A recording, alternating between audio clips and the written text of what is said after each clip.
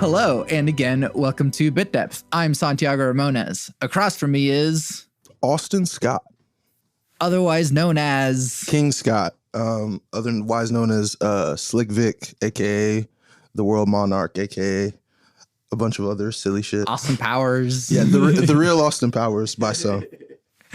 I'm really excited to have you. I love the stuff that you're doing, and so who are you? What do you do? King Scott, co-founder of the Digital Cowboys, with my friend DJ Zay, Isaiah Franks. Shout out to my guy. But yeah, basically just been DJing since we were freshmen at UCO. Started doing just like college parties and stuff. Used that to kind of push us to like grow creatively and in business, and co-founded a company in 2018. The main thing we've been doing is just collaborating with other people who want to like throw parties or do virtual events or, hosted mixtapes or hosted remixes and stuff like that. We're just trying to stay active with the community and engaged. But the main thing I would say is DJing parties. Like Isaiah, myself, we just try to knock it out the park every time. Yeah. And is that what Digital Cowboys is? Yeah, I mean, so we picked the name Digital Cowboys, really like kind of inspired from a trip to Dallas, Texas, where we were actually watching a Rico Nasty and Key concert. I want to say it was 2017 when we actually like came up with a name for it, and we were just like really inspired by the concert for a lot of weird reasons. Some of it was like based on like just the crowd response to some of the local talent versus like talent we thought was bigger. And excuse me, I had to burp a little bit. But yeah, the name Digital Cowboys kind of also came from just like the Pioneer decks we were using. We were just like Pioneer, Cowboy, Digital. We were just trying to put cool stuff together. But yeah, Digital Cowboys came from that. But yeah, that's really what we're about, is just trying to like really bring new sounds to the space, or just like our unique perspective on, some of the things we listen to and some of the things that like get us excited in a party setting. So we're very grateful to like a lot of the people who we've collaborated with to do community stuff as well. That's one thing that I would say over the past few years we've gotten like a little bit better at and a little more organized with, just because of who we've been able to collaborate. People like my guy Tyler Traxler with Within Without, Julius, Lane, Chris, everybody at Chateau Casa House. Anytime we do like live events, a lot of times there will be either partial or full donation of the proceeds to organizations like Sisu Youth, who help out homeless LGBTQ youth. And I feel like that's something I'm really grateful that they've let me, share in as an ally. Yeah. That's really cool to like support the community out here. There's not a lot of ways direct action can be applied when we're all sort of stuck in the consumption mindset. Yeah. And I like that we can like have fun and have a party and then like, give back. So that's one thing I've seen kind of adapt over the time with Digital Cowboys, is just like community involvement for sure. Hell yeah. What, this is just like random, but like what were you majoring in at UCO? This is kind of random, but this is good. So at first I want to say it was international business, I remember. And then it was marketing. And then I was academically suspended, and then I came back, and I think it was still marketing when I came back, and then I dropped. But literally I just college is bullshit. Yes, college is definitely bullshit. I want to say that for the record. Like, college is a scam. If you're paying for college, you're not good at YouTube. I'm sorry. Right. But this is also me talking. This is self-talk to me as well. So don't think that I'm like, right. But yeah, so like the main reason though that, the suspension and then the dropping is just like, it's difficult to show up to class when you have beats you want to finish. Sure. Like, it just is. At least for me specifically, go to class if class stuff is what you're good at and what you want to do with your life. But I had to keep making beats. I had to get better. Yeah. And I mean, we've sort of lost the whole point of like school at some point down the line, and it's like, oh, I'm passionate about this thing, I want to learn about it. And it's like, so if you're passionate about making beats, then you gotta like keep making beats. Exactly. So yeah, I feel like honestly some of the more communal aspects of school kind of led me into actually following my passions, but the specific like academia part, and it's, again, that's the thing too. The reason why I think school is a scam is not because I think like, oh, bettering yourself and trying to get smarter is bad. Right. It's because you are dumping most of your material value from a monetary standpoint into something that's going to put you into debt for longer. Yeah, forever. And also like the piece of paper isn't going to do what you think the piece of paper does.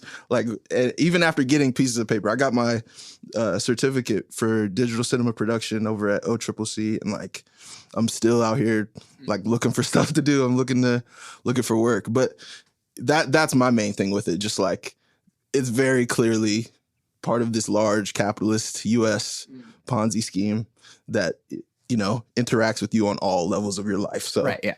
Yeah. I have 3 of them, so exactly. We're speaking with a degreed man here, so I'm not just shouting at nothing. Yeah, yeah. And I mean, like, I went through it, and I'm still like, you know, if you want to go to college, like, do it and get a cool scholarship from someone who cares about you. Or yeah, right. Or like maybe talk to someone who does have that degree and is like, hey, you know, what'd you do in college? Like, what were you reading? What were you looking at? And, you know, you could basically get a college degree without the piece of paper. And unfortunately, the like employers are looking for the piece of paper. Yeah. But like at some point, once you do enough shit, like people are gonna see that, oh, I don't care if this person has a degree. They're doing shit. They're doing the shit that like the whole point of going to college was for. Sure. So, I mean, you can either go to school for the thing or just make the thing. Yeah. You're making the thing. I appreciate that. I'm trying to make the thing. I think that point specifically, though, about just like the network of college, the people who are there at the college. I've been really blessed, like, to meet people who are like adjacent to like ACM or just like other like profitable things that are going on in the city, and from an art perspective, without actually having to like fully sow all my resources into that. And so I'm grateful for that for sure, because they've given me a lot of insight. Specifically my bro Griff, like he's put me on to so much shit. Like I couldn't even tell you what's it called? A++ wouldn't have sounded as good without some of the insight Griff gave me. So I definitely, you know, try to show back that support that people have given me, because I think that's the key to it. Like finding ways to like help each other outside these systems, because these systems were just like meant to give people who don't really create the art like access to like, you know, profit off of the youth as they're developing their talent. And then but then they wonder why. Right. Yeah. I have like a whole thing. I'm sorry. We might get into it. We might not. Yeah, we probably will. Film stuff. We're talking about a little bit of the music stuff. Let's talk about a little bit of the film stuff. One thing I want to say, like I had some really good peers within the OCCC like film community, specifically like people I worked with in the equipment room, people I worked with in the editing lab, my professors. I felt like I had a lot of support and I learned a lot.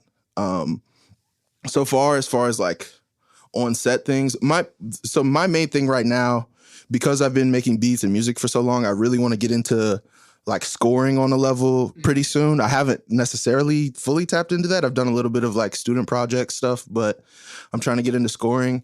But I had the opportunity to work on a set over I think it was the summertime, 2020, I think. 2020, I got to work on this television film that came out on Lifetime called Tracking a Killer.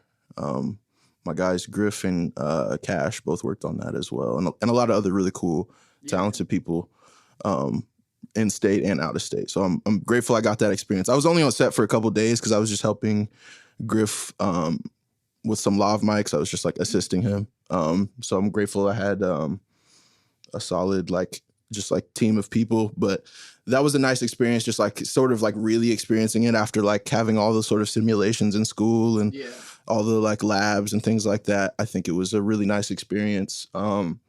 I think like in the future, I'm not,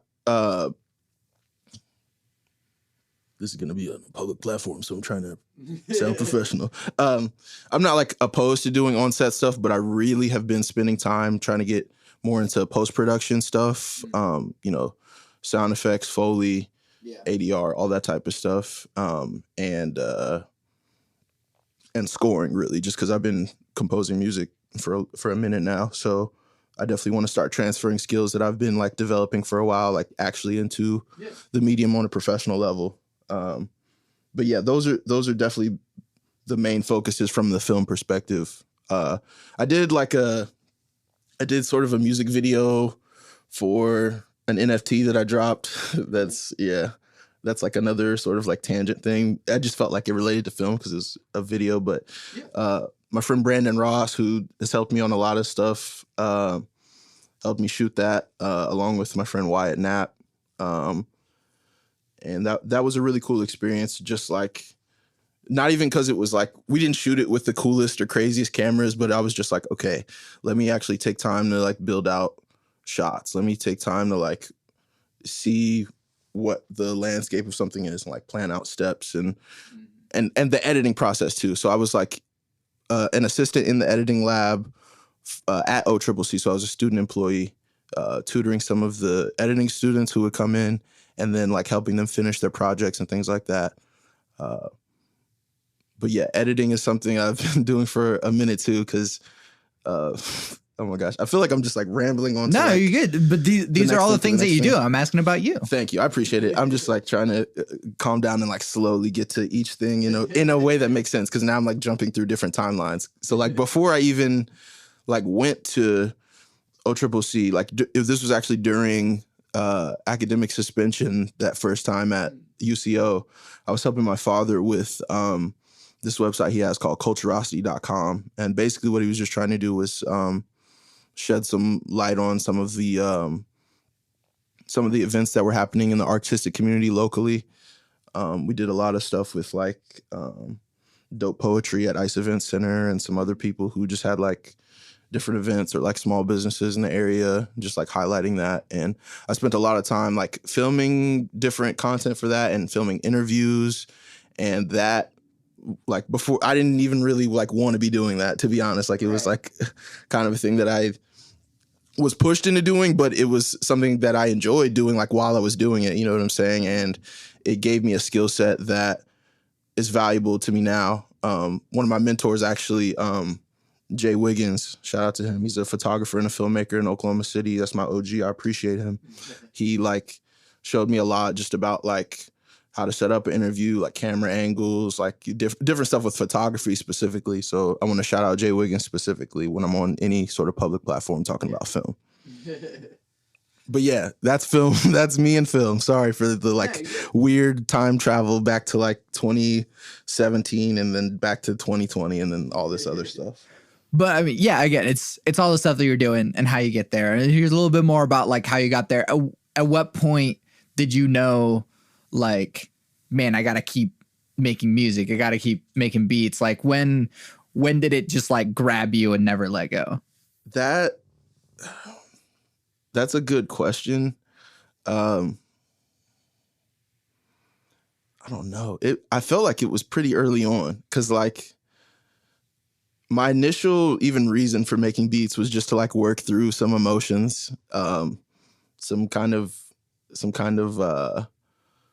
petty emotions, sure, but like definitely something I was going through at the time, and I was like, okay, this is like a really good way to express myself, and I like putting it out, and I like getting feedback, and even if everybody doesn't like it, like it makes me feel good. I think the main thing was it just kept being satisfying to me personally, and I was just like, okay, people, you know, can create careers doing this, so I should just like keep going, and until I'm like forced to stop, then like I'll stop possibly if they can stop me. Right. I doubt it, but yeah, I think it was pretty early on, man. That's the thing too. So I have a little bit of like, prior to the whole like college beat making experience, I have like a little bit of musical experience just because I did band in like 6th and 7th grade. I was in percussion.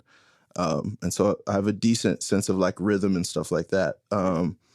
I'm not necessarily a trained musician on the other fronts, but I can program some beats. That's definitely something I could do. Yeah. And I'm confident in that. I think though, as far as like when it hooked me and like felt like I had to just keep doing it, it was pretty early on, just because having an outlet to feel like you can safely express the things that you're feeling emotionally is very powerful. And I think, I want that feeling for everyone. Yeah. Have you gone back and listened to some of that early stuff and been like, damn, like in a good or bad way? It's like, shit, like this is so bad, or whatever. The other day I actually did this with like, I have this beat called Pressed Adult Swim. It's on SoundCloud now.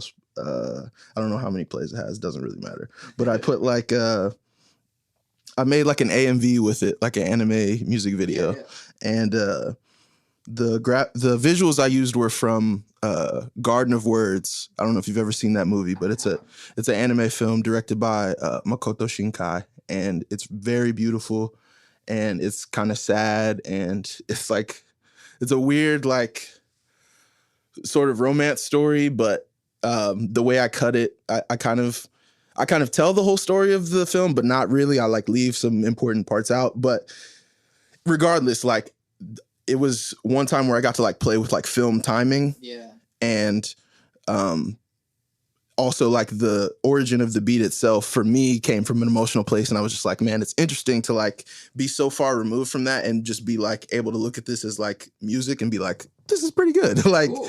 So I was kind of pleasantly, I think not often, because I don't look back that much, but when I do look back, very often I'm like, okay, this is either pretty good or like, I see where I was going with it. Yeah, yeah. So that's one thing I'm grateful for. Like, it seems like I'm building, I feel like I'm building a sound. I feel like I'm building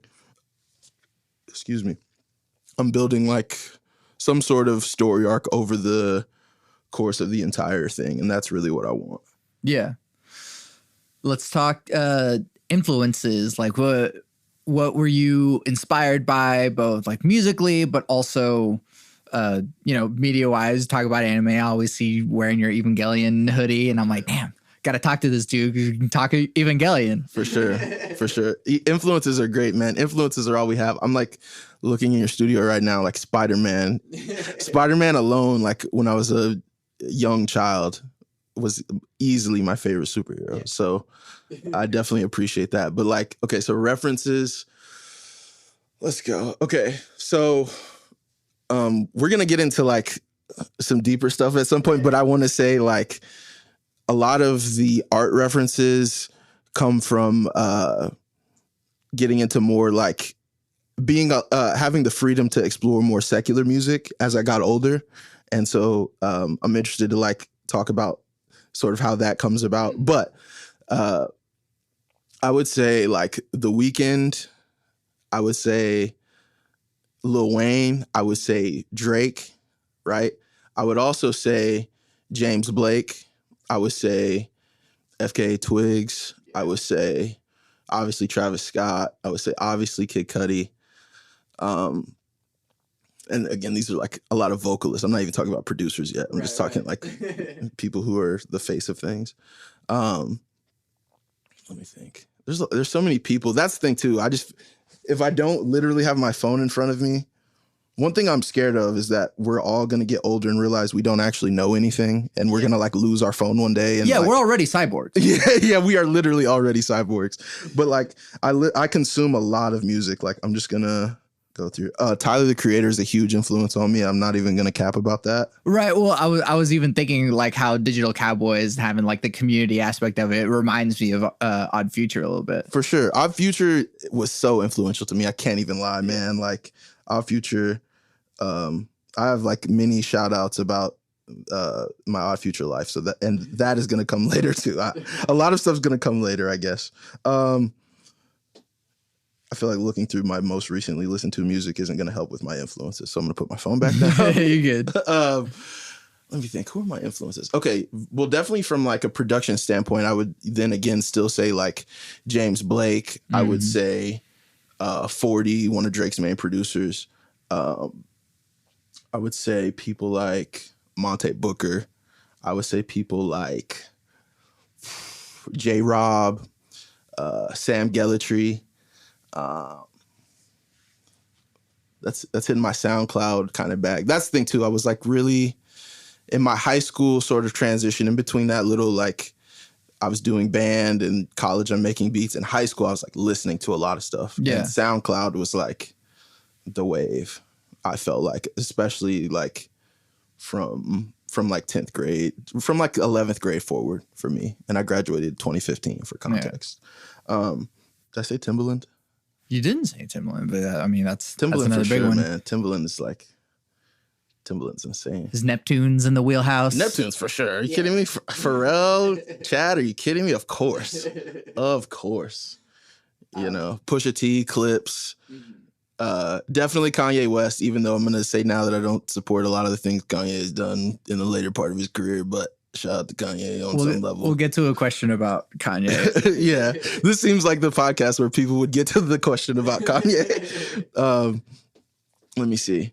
I don't like how long it's taking me to pull up all my references because I want to show respect to everybody who like came before me, who I like really listened to and like who really molded like how I like to create music.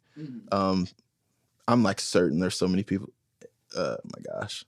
It's all good. But I mean, like we got a good idea of what's in there. Yeah. So I guess let's get into what's like a deep nitty gritty thing. And I guess, what DAW are you using? Logic Pro. Okay. Yeah. What's like a deep nitty gritty or like advanced thing that you're like proud of, or that like is kind of a signature for you? And like, you know what? I'm going to answer your question, but I'm going to kind of not answer your question because it's not necessarily a signature thing for me. Okay, so I just figured out two things. So I'm going to kind of answer your question, and then I'm going to kind of not answer your question. So one thing that I would say that I've done up to this point that I think like, at least for me, is emblematic of like a few projects and how I like to compose things. I like to like either for the beginning part or the second part of the song, like it fully be like the same thing, but just slowed down. I like to have people have the experience of experiencing however it was originally like meant to be, and then just like really a lot slower. You can pick out all the individual details. It's usually pitched down a little bit as well, just because, and that's also like a little bit of Texas influence, like, like chopped and screwed music and stuff like that I came up listening to. So definitely like just tempo changes and pitch changes are like very synonymous with a lot of the stuff I've done. And then, but the other thing I was going to say was like lately I've been like trying to mess with like bit crushers and just like using that to fill space a little bit and make it feel a little more comfortable, a little more warm. And so that's been one thing I've been experimenting with on some unreleased stuff that a couple of my friends have heard. But yeah, I would say that's probably like the main nitty gritty stuff. I'm again like, I feel like I've been doing it for a few years, but I'm still very much in the beginning phases of fully understanding like engineering specifically. And that's what I'll say. I think I can compose. I think I can arrange things, but like engineering, I'm still trying to figure out how some of y'all do some of the stuff that you do. Right. And I will figure it out. It's the last thing I do. Right. So then going to like kind of more like philosophical musical questions, is there such a thing as bad music? That's a good question. I mean, everything's subjective. I think for sure there's stuff that I would listen to and just be like, this is trash. But like, excuse me. But I'm also like not the type of person to like say that directly to whoever. I'm not a online person who's like, oh, this sucks. Like, oh, this is like.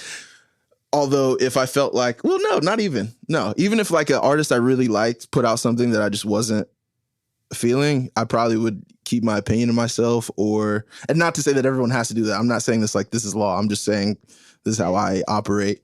Like, I don't know, the whole idea of like bad music. Yeah, it's subjective. There's music I don't like. There's music other people don't like. I'm sure there's stuff that I've done. In fact, I know that there's stuff that I have done that I thought was really cool that other people thought was just like not good at all. And so that's totally fine. And everyone is fully entitled to their opinion. And I actually appreciate that we all have different perspectives. Yeah. Yeah, definitely. And now kind of the Kanye question. Do you separate art from the artist? That's a really good question. I feel like the best way to contextualize those types of questions are for yourself. Like, in your own art, do you separate yourself from it? Do you separate who you are as a person from the ways that you express yourself? I think that there kind of has to be some sort of separation as an individual from it because, you know, at least for me, art's inspired by a moment or a feeling, something that I've actually experienced or a scenario that I'm creating, but somewhere rooted in like a real feeling for me. And I don't think it'd be very healthy if I just like dwelled on every single feeling behind every beat every time I heard it. Yeah. It's difficult to sometimes because you hear it and you're like, that reminds me of that moment. But, you know, particularly how that relates to like the art from the artist thing is just like they're saying something in a moment and it was recorded like we are right now. You know, that's not to say that people aren't responsible for what they put out and how they put it out, but we're all living in a moment. Yeah. Music is kind of an illusion because it's magic and you're feeling a moment. You're feeling several fabricated moments recorded at different times, put together, edited, and packaged. My main point with that is people can change and people can have different perspectives on something or grow and may not necessarily co-sign everything that was behind the art. But that, again, I don't want to say that because if we're talking about in the context of Kanye specifically, I don't want to say that as like a scapegoat for some of the like wilder things that Kanye has done.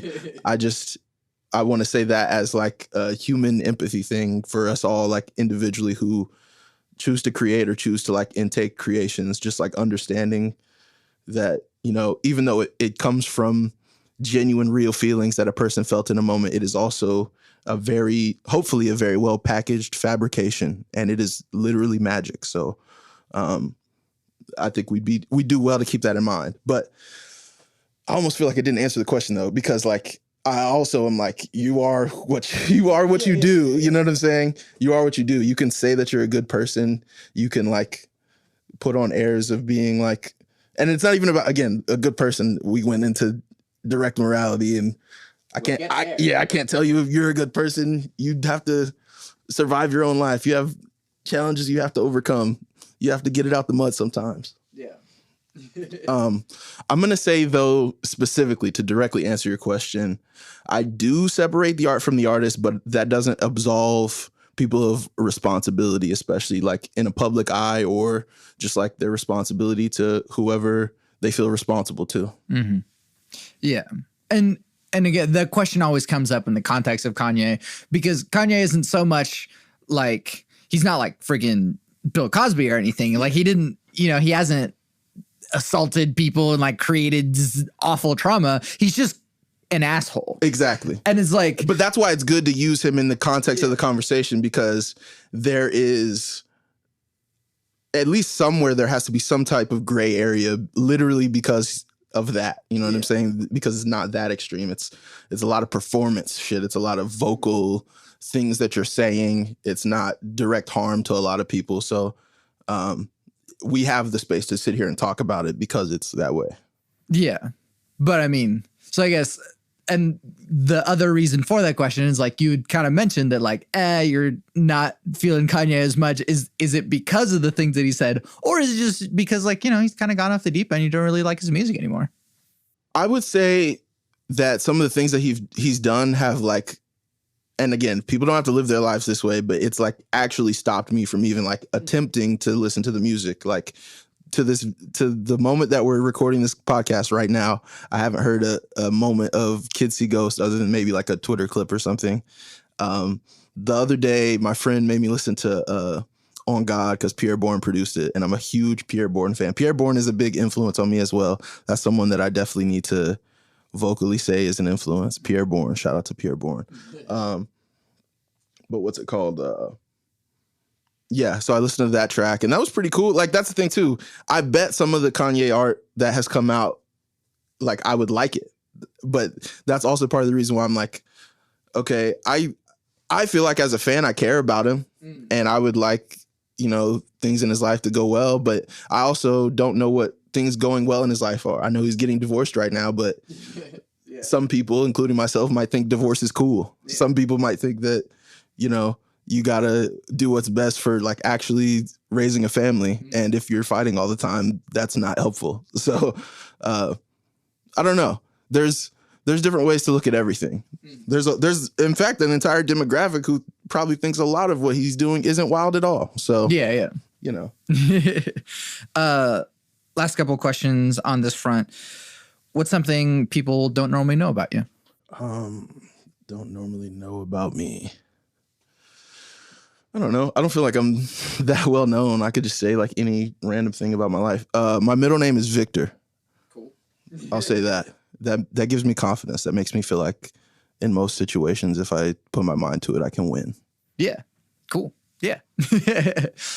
And then last one, what advice do you have for people that want to do what you're doing? Start making beats, start DJing stuff, start doing film stuff even. What advice you got? I would say, and this is kind of messed up because I'm doing, well, okay, so I'm going to answer your question and do like triple cross promotion. Watch this. Right. So I'm going to say the same thing that I said on Circle Lotus Media, there you go. Santiago's going to be on very soon. But just literally just try. Like if you feel like it could be something that does something for you or provides value to your life or makes you feel something, like just try it. Just give it a shot. You know, if you're not happy with how it sounds or how it feels to do it, or, you know, the things that you have available to you, just like keep pushing through it if you want it that badly. And I say if you want it that badly, not to say like I've achieved a thing that you have to like push so hard to get through, but just like perseverance over time in the face of capitalist obstacles is definitely something I try to take a moment sometimes to just like appreciate that I've been able to do. And I want that for everybody. I want us to be able to feel fulfilled in what we spend our time doing. So like if that's something that you think could fulfill how you spend your time, definitely just give it a shot. Like you never know what could come of it. You can make something that inspires you or changes your whole life. So go for it. Hell yeah. Switching gears into the deep questions. Deep questions. What is the role of spirituality or religion in your life? This is a very good question. So I would say when I was younger, like from birth till probably like 15, 16, I like came up in the Christian church. Yeah. A few different denominations that I probably like don't really remember, but like, and that sentence there is probably emblematic of like how I feel about it. Just like I was brought there because it was a family thing, and you know, at one point even my dad was like a pastor, which is crazy to me because he's like a theater actor now, and I'm like, that's the same thing.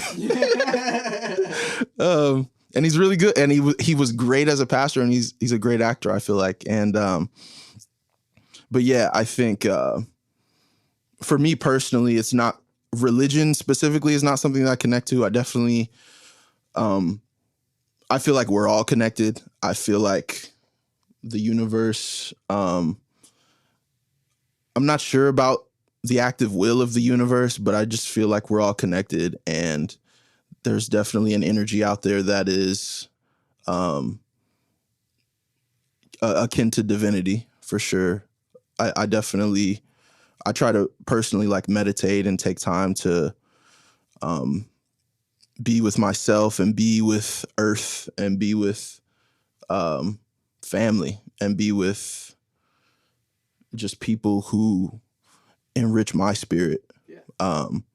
But as far as like religion specifically, that's not something that I get into. I don't shame anyone who, you know, chooses to practice any religion. I think that that is great to dedicate your life to something like that. That's, you know, not like actually violently slaughtering people. Unfortunately, though, I do feel like a lot of the way we were brought into religion comes from violent, terrible capitalist things. And, you know, it's difficult to wrestle with that because it's also like everything some people believe in.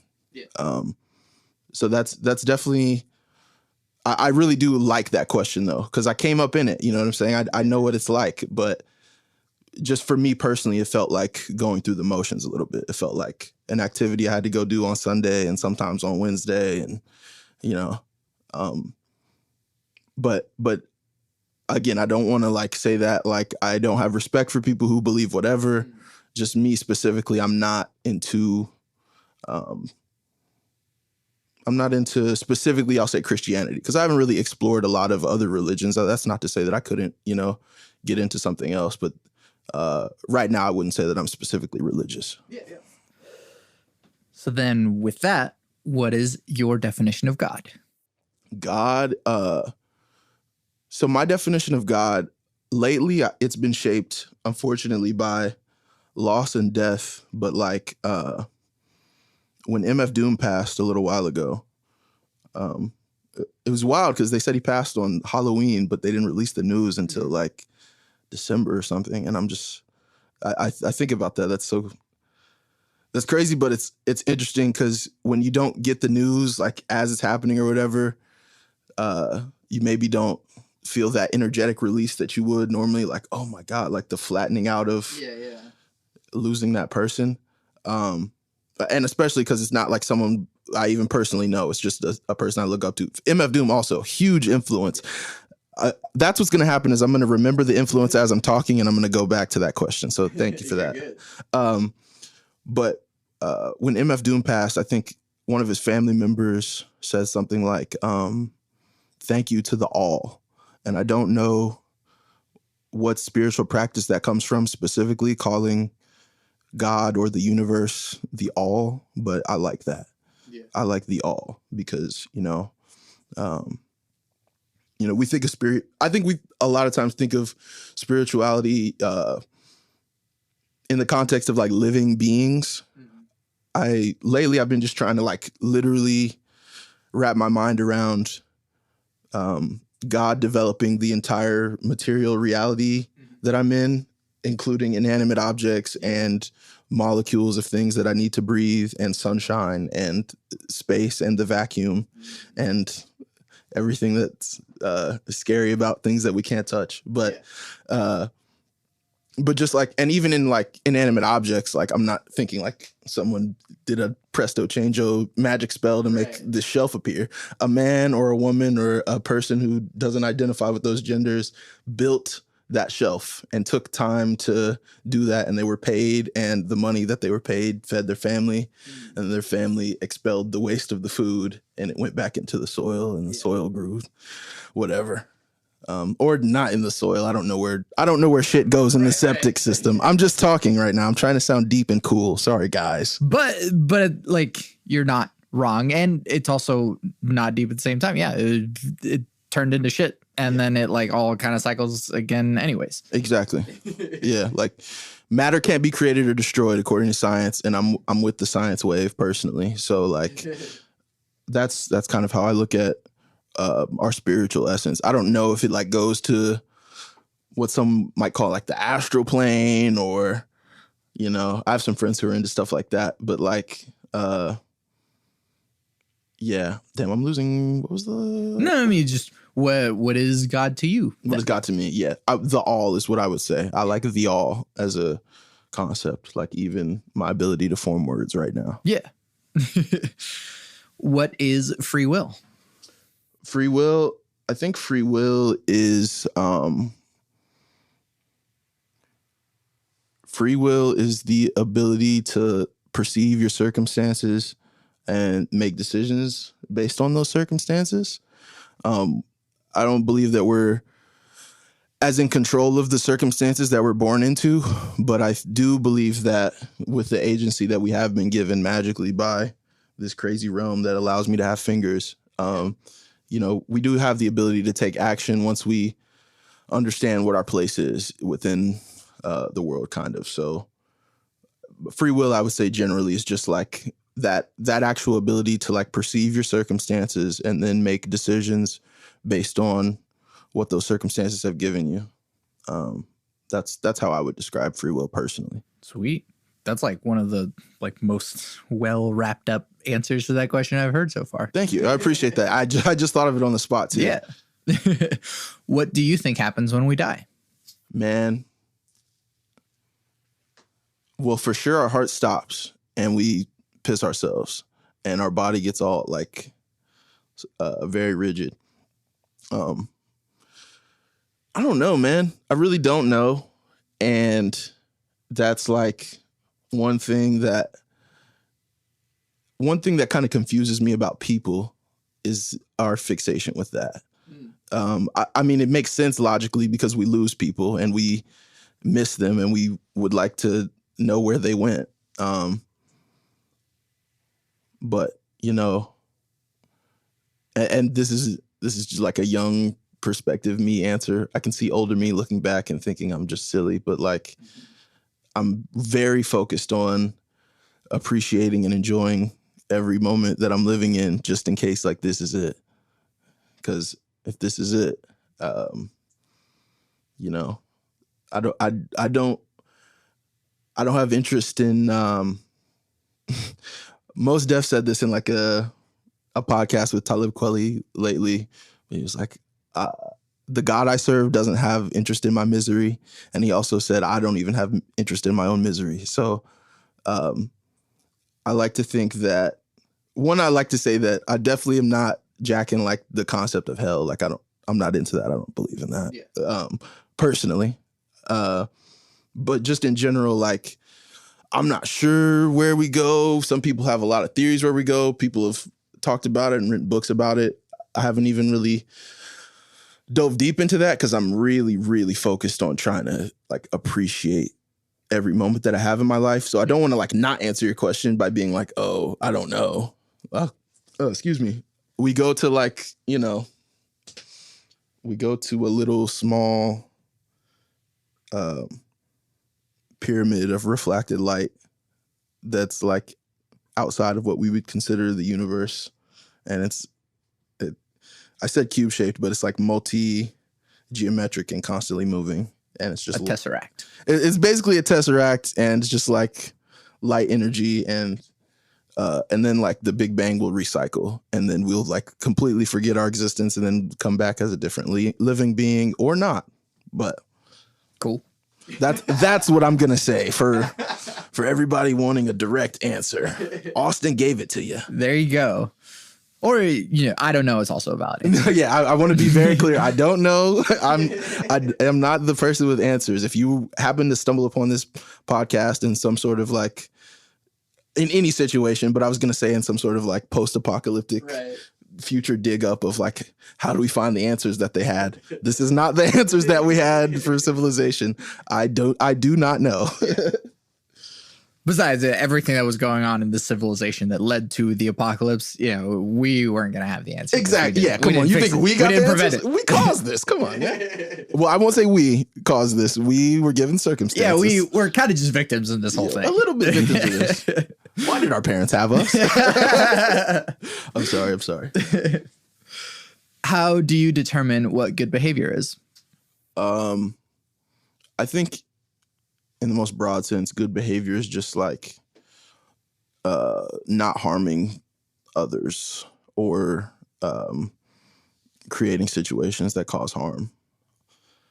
I think that's the best way I want to put it, because I think, the idea of like crime and even like, religious morality gets into areas where we're isolating people and persecuting them and telling them that they're not who they are and all this other shit that's, that's just like a very obvious grab for control for people who are insecure themselves about their own existence, just like we all are. That's kind of why I like the God questions, because like, aren't we all just so terrified that we're like sentient and alive and breathing and shit? Like, that's so crazy to even imagine that we could imagine. But yeah, I would just say good behavior is just not causing harm, because like crime and stuff like that, like theft, I'm not into possession in any form. You know what I'm saying? Like, that's not to say that I don't have things that I care about and that I'm trying to develop, but just like this idea with possessing things and holding on to things causes us to do a lot of bad things, and just as a result of insecurity and a lot of other stuff. But yeah, in general, just like not causing harm and not creating situations that cause harm. Yeah. And that's just a great way to sum that up. How do we reduce the division between people? How do we reduce the division between people?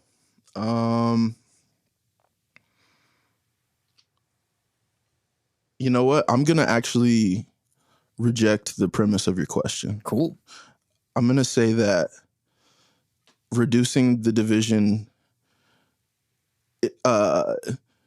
reducing the division is a thing to cause another thing, right? Like if we reduce the division, that's closer to peace on earth, sure. Allegedly, right? I think that one thing we all should remember as people, as much as we crave connection with others, we also like have things that other people like can't deal with or can't tolerate, or, you know, for their own sanity or safety or whatever reason.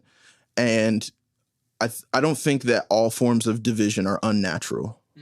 And I think that, you know, obviously, like when we talk about division, a lot of times the context is racial and it's like based in segregation and stuff. But I'm like, okay, well, if we're going to talk about that, like, why are black people even on this continent? Why, like, who divided us? Who drew the districts?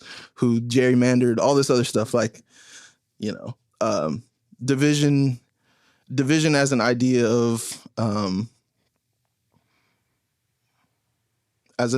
like something we need to like solve and go against. Like, yes, but like, I think the answer comes from the root.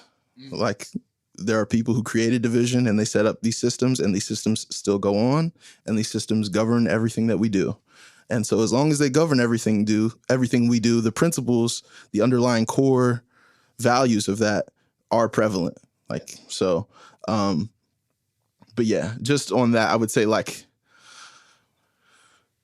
so my actual answer to that question is stopping the division, just like destroy the hierarchies. Yeah. I'm going to try to not say that too many times into a mic because I do want to get a little bit of money. Right. Yeah. Well, I mean, but also destroy the hierarchies. Right. You didn't hear it from me, but you know. Yeah. You didn't hear it from either of us. That was the disembodied voice of Spider-Man, right, who's a real life Marvel superhero. Something in this room said, eat the rich.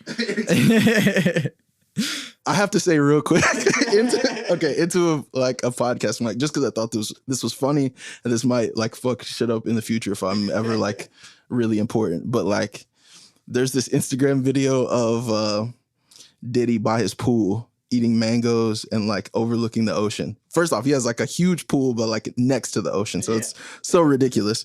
And then he's like eating mangoes and like he's like obviously kind of drunk, and he's like just eating. He's like, man, you could be eating mangoes too in front of the ocean, man. Like, I'm not no different than you. I just wanted it bad. And I'm like, the rich looking pretty delicious. Yeah. They over here eating mangoes. They getting baked in the sun. They boiling in the water. Like, I don't know. I just feel like Diddy's ribs might be delicious. I mean, yeah, and you know, all those years of like really like ingrained misogyny that it could be pretty tasty. Could be pretty tasty. He's gonna be like a nice roided out steak. Anyways, do you believe humans are evil by nature? I think the word evil comes, I don't know that this is fact. I'm not a philosopher or a scholar, so don't take anything I'm saying as fact. But I think the word evil is misogynistic. I think evil comes from Adam and Eve in the Bible, and Eve made us do the original sin. No, but like, as far as like evil as we understand it as a word now, I mean, I think humans really are just like mostly trying to survive, even when they're doing bad stuff. And if they're not, it's usually due to some other thing going on. I don't know, like even being good, you're good because you were inspired to be good because you felt like that was the survival tactic that would help you. I feel like, you know, at a very core base animal level, that's what I think it is. So, I mean, maybe people are inherently evil because we have that capacity to like go there if we need to. But I just think most things are motivated by a situation. Yeah. Yeah. What do you think humanity is heading towards in the future? As we just mentioned, the P. Diddy looking tasty. Yeah. I mean, I would like if we get to like a eat the rich moment. I'm just like, I'm also aware of how much privilege I have in the context of the entire planet. And, you know, I eat pretty much every day and I sleep under a roof and I was able to drive here today. So like to some people, I look just as delicious as Diddy, I'm sure. So like, but that would be cool if we could like get the shackles of capitalism off of us. Don't know if that will happen because maybe this answers my last question. I don't know if I think people are evil, but I don't trust people. Sure. I just don't. And, you know, that probably has more to do with me internally and my own stuff. But like, yeah, I don't necessarily trust humanity to always make the right decisions for stuff. And I think there's some there's some pretty huge examples of how we can fuck things up that are pretty easy to not fuck up. Even from like because the government thing is like a big mascot thing. So all you have to do is just make sure that the mascot is palatable, and you decide to not make the mascot palatable, then, well, we don't care if anything's palatable now. Yeah. So that's what I think is coming. Just like more radicalization of every single tiny thing, probably, most likely, just because like access is only going to expand. And when access expands, we're going to, you know, we're already cyborgs, like you said, like, yeah. I need this to get around. Yeah. So just more cyborg stuff. I personally, for an optimistic future, I'd love if we could have an eat the rich moment, but not very trusting of us all to do it. Hopefully that motivates y'all. But no. But yeah, a cool eat the rich moment would be cool. So that's what I'm going to say for optimistic. That actually is my next question is, what are you optimistic about for our future? So I'm going to go back to being personal and selfish for a moment. I'm optimistic because I think I'm going to get pretty good at making music. Yeah. I think I'm decent now. I think I'm going to get pretty good if I keep going and I maintain my health and my passion for it. I think I'm going to get pretty good at making music. That's what I'm going to say. Yeah. What am I optimistic about for the future? I think like on some level socially, it does feel like we are progressing. Like as much as I'm so inclined to just not trust humanity and all of the sort of signaling that we do, I just feel like some things have gotten better. Some things have become a little bit easier. I'm so hesitant to say stuff like that because I'm an optimistic person personally, but I don't want the perception to be that I'm just like unaware that things are actually very terrible in a lot of ways. But like they're slightly less terrible than certain points in history. And I won't say all points in history because sometimes they reverse things. But yeah, I would just say like socially we are progressing a little bit.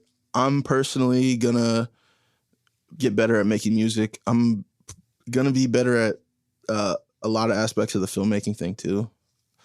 I'm moving back into the selfish mode. I feel like I talk so much about like society and God and MF Doom.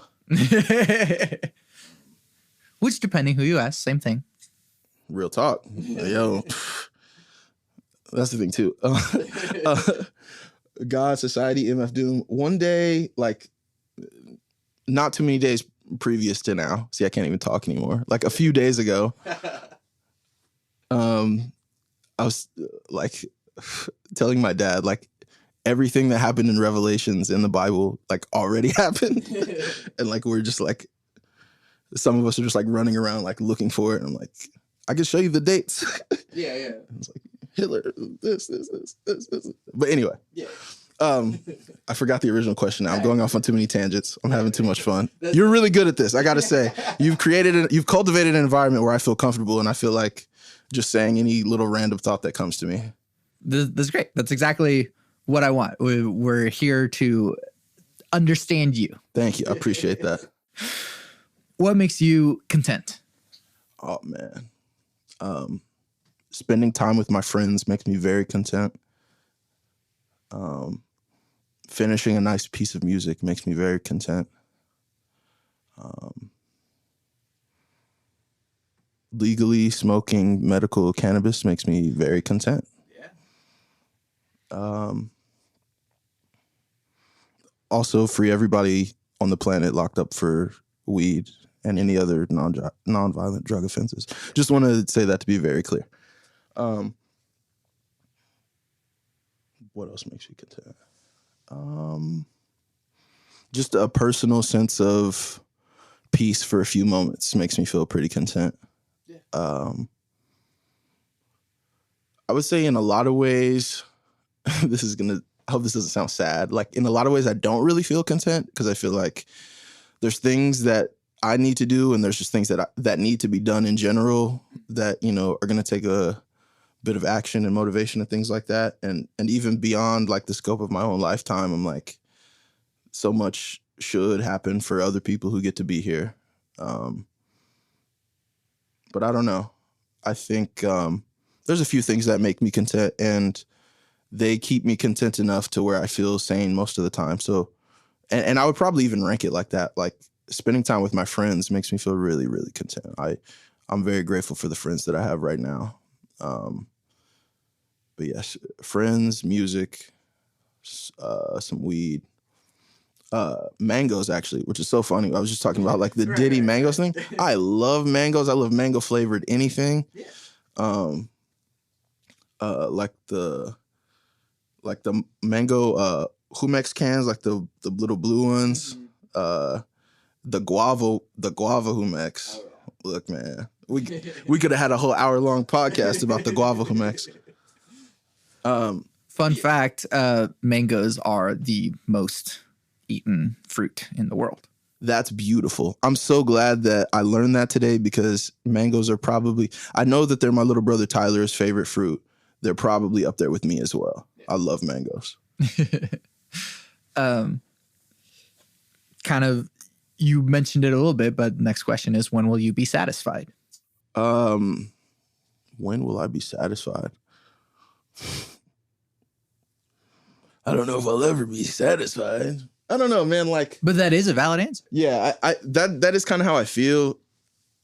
But I don't want to make it sound like I'm just like not grateful and not like overall happy. Like, I am. I feel really good about my life. I have joy, you know. I think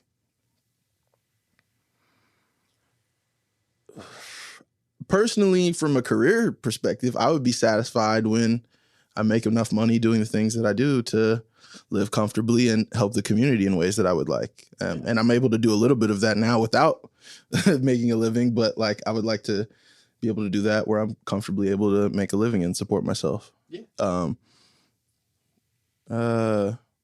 That's definitely one area of personal satisfaction.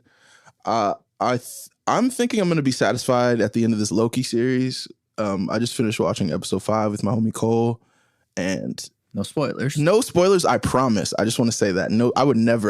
That's not even in my character. But I just want to say it's made me feel really good, and I hope, and I actually think that I'm going to be satisfied with how it ends. But that, I'll say, for now, those will be my answers about when I'll be satisfied. And then 2 more questions. What advice do you have for people in general? Man, in general, I would say try to create situations in your life where you feel the most comfortable being honest with yourself and others. Honesty is beautiful, even when it's like tough, even when it's like kind of shitty. I prefer it in most situations. I think I prefer honesty. Yeah. What else? Just general advice. Yeah. Take CMOS, and I'm not going to explain anything else about that. Cool. I don't know what that is. And so, like, have fun Googling. Yep. Literally just take CMOS. Tell people you love them. Like, just do it. Who cares? It's not that hard. It accomplishes a lot. It accomplishes, well, even if it doesn't feel like it accomplishes the most, saying it, the English language is limited, in my opinion. I would say language in general is limited as a form of expression. For me personally, words are not the best way that I express myself. But, letting people know that you care about them in a deep way, even if you don't say I love you specifically, whatever way you say I love you, I think it's important to let people know that while we are still here in what we know as the material realm. So, what else, man? I mean, those are great pieces of advice. I think so too. And I'm also want to say I'm not the guy to be giving advice. You don't look at my life and think that you should pattern yourself after me. There's a lot of things that I could do better, that I need to do better. So I'm not the person to, give you all the best advice. But if that helps you, those are just my general pieces of advice. Sweet. Last question, potentially most importantly, cake or pie? This is a very good question. I'm going to actually say pie. I would say over the course of my life, I've probably been more of a cake person. But I feel like as I get older, certain sweets I like less. And I would say more often than not, like cake frosting just be like really sweet sometimes. It's just a lot on your system. And that's not to say there's not sweet pies out there, but I like a pie with a good flaky crust. I like a nice apple pie. I like a nice peach cobbler. You know what I'm saying? Yeah. And there's also like types of pies that are like not like just fruit sweet pies. There's meat pies. There's all types of stuff. Chicken pot pie. All types of stuff. Yeah. But yeah, I would definitely say pie over cake. That's a really good question. I would also agree that it's a pretty important question because it shows whether you have a childish palate or not. Whoa. Yeah. Whoa. And anyone who said cake to this, what's up? No, I'm playing. I'm not sure who I was guests on this podcast, but I'm going to just say that I don't want smoke with any of you. Except Griff. I want smoke with Griff because that's my buddy. Hi, Griff. I should keep a tally of the cakes versus pies. Someone who is very devoted to this podcast, if you want to do that, I guess. That would be really great if someone who is a passionate listener just like went back and gave us the official tally of cakes versus pies. And I hope that Santiago fully challenges you to do that. Because whoever you are, you're hearing this. You are a super fan. Don't act like you're not like the biggest Bit Depth fan in the city, on the planet. So that little part of your heart that's calling you to go back and make that tally, go ahead and do it. This is your calling right now. Yeah. I'm fairly sure it leans on pie, but there's the occasional cake in there that my wife and I are like, I'm pie and she's cake, and so we like have this running joke. I did not mean to at all disrespect your wife by saying that liking cake is childish. It's okay if you like cake. I'm just making silly little comments for this recording. But true. Austin, thank you so much for doing this with me. Thank you, bro. I really appreciate you having me. Like I don't get asked to do things like this. This is really fun. We got into some cool topics, and I hope that whoever got an opportunity to listen to this, like took something cool from it. And I'm grateful to share what I do with people. Where can we find you and your things? All right. So you can find me on Instagram at The Real Austin Powers. You can also find my company, Digital Cowboys, on Instagram, just at Digital Cowboys. Our website is temporarily down, but I'm working on that. So be on the lookout for digitalcowboys.net in a very short time. I have a few albums out on Bandcamp, Apple Music, Spotify, SoundCloud, all that under King Scott. And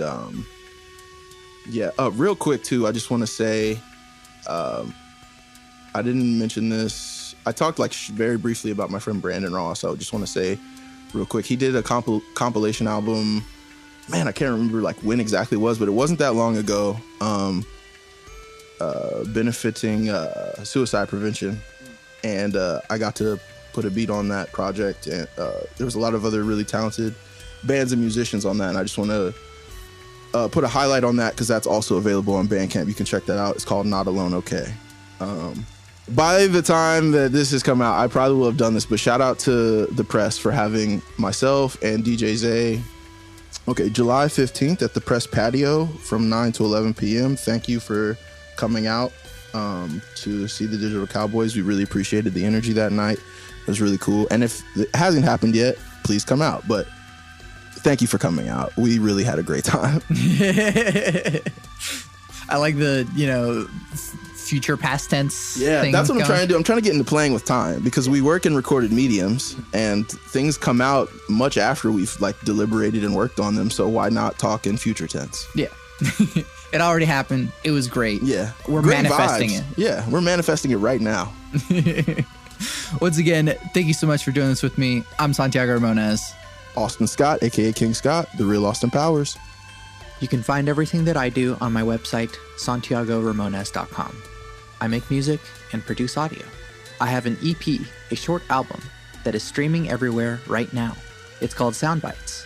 The music you're hearing right now is from Soundbites.